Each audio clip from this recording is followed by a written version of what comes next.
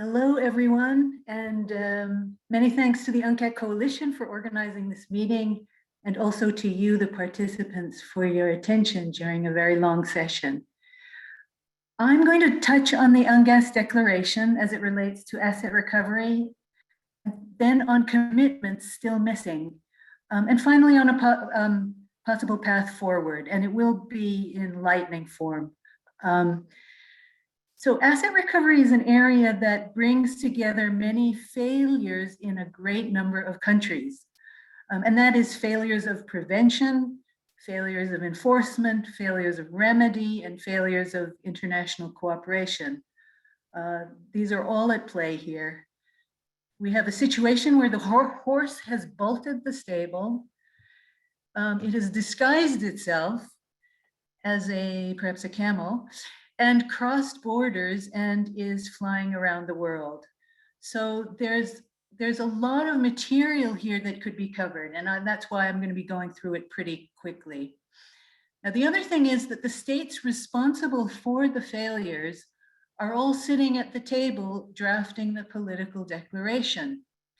So we have the classic situation of the foxes guarding the chicken coop. A real dilemma we face with these international declarations and agreements. And this reminds me of our colleague Dave Banasar's famous quote that what's going on here is changing the world 1 comma at a time. Well, that's not enough, but that's how this type of a meeting works.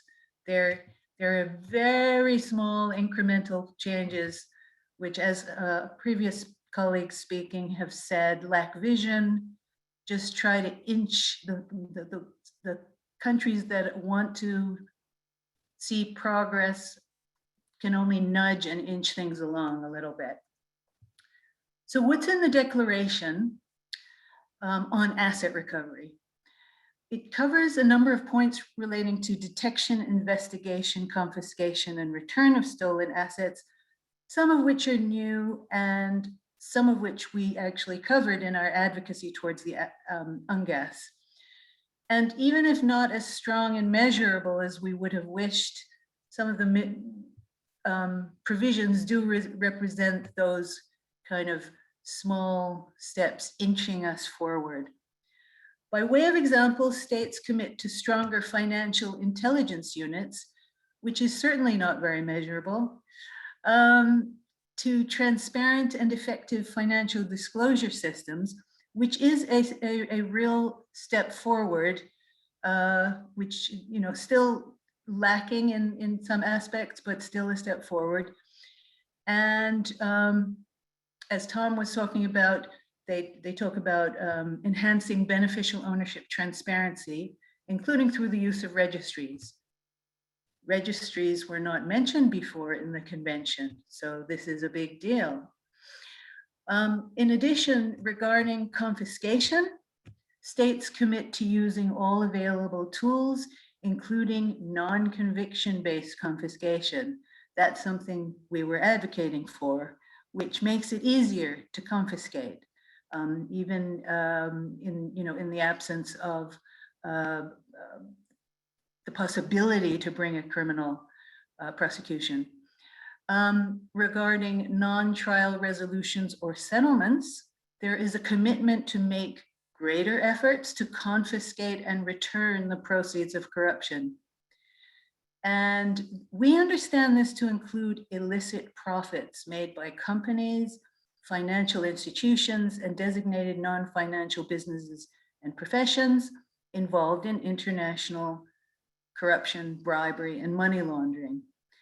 And that, in that sense, it represents an important step forward because some of you may know, in many foreign bribery enforcement cases, for example, the profits are either not confiscated or they're placed promptly in the treasury of the country hosting the multinational company that paid the bribes, and they don't go to the people to help the people of the country where the bribes were paid.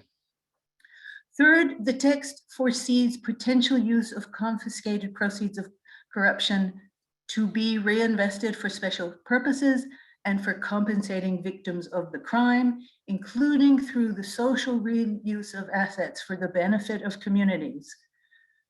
Doesn't look like much, but it's a big deal in UNCAC terms to talk about, this is new language, social reuse of assets for the benefit of communities.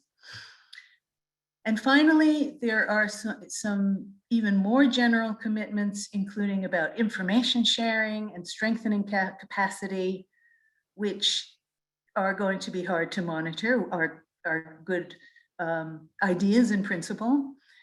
And there's an important commitment on collecting data on assets frozen, seized, confiscated, and returned in relation to corruption offenses and the number of and types of cases. It's a huge problem in this area to get data.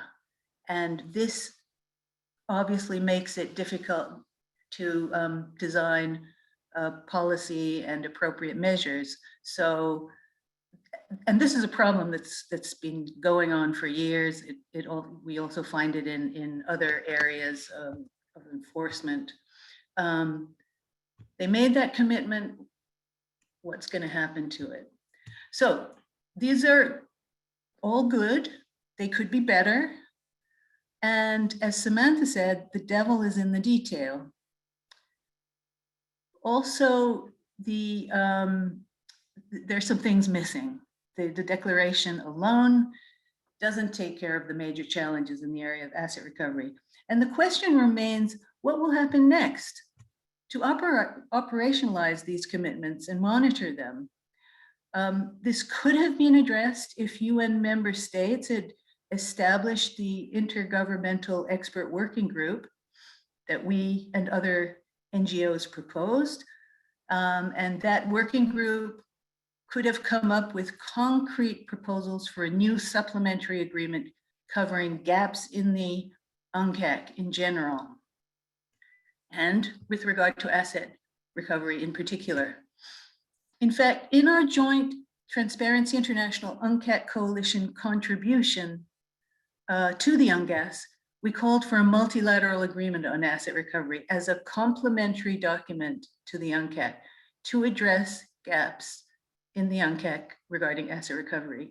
And this could have been non-binding standards, principles, and guidelines, which I gather is the kind of agreement that many states parties would be more comfortable with at this stage. Other groups have also made valuable submissions to the UNGAS, and I'm going to mention a couple of those as well. So with regard to these proposals, to components or elements that didn't make it into the declaration, this, it's not the end of the story now. We can still advocate for them. We can still advocate for the expert working group that we were calling for. We will lack the momentum and focus that the UNGAS could have given, but we can still do that. Now, I'll just touch briefly on a few areas that a multilateral agreement on asset recovery could elaborate on and could clarify and could existing language and also cover new areas. Here are a few examples. It could clarify measures for destination states to take when no request has been made by the origin state. And this may occur, for example, when implicated officials are still in office in the origin state, a kind of grand corruption scenario. And this could cover a range of issues from preemptive freezing to granting standing for non-state representatives of victims. New agreement could make a more systematic link to the participation offenses in the UN Convention on Transnational Organized Crime, more generally understanding transnational networked corruption as transnational organized crime. That's what it is.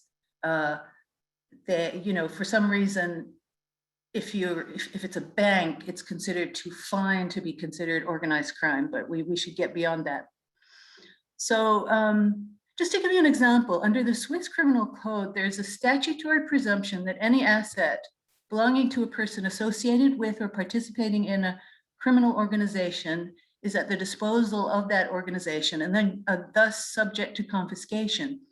And that may make confiscation a lot easier in grand corruption cases. That's just one example. There are other measures that could help international asset recovery, including restricting to a minimum immunities for state officials, very long statutes of limitation, and a duty on the part of financial institutions to prevent money laundering, a duty to prevent.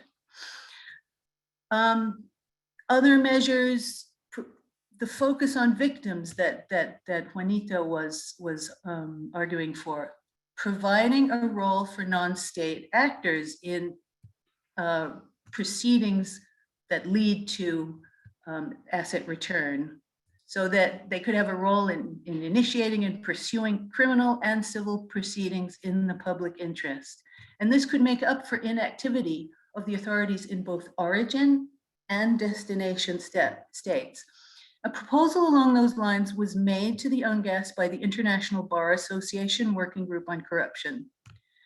And then there should be recognition of social damages or damages to the public interest that Juanita was talking about. It's also key to get international agreement clarifying steps to ensure the transparent and accountable return of assets in line with the standards in UNCAC Chapter 2 on prevention. There are existing proposals on this subject. The Global Forum for Asset Recovery has principles for the return stage.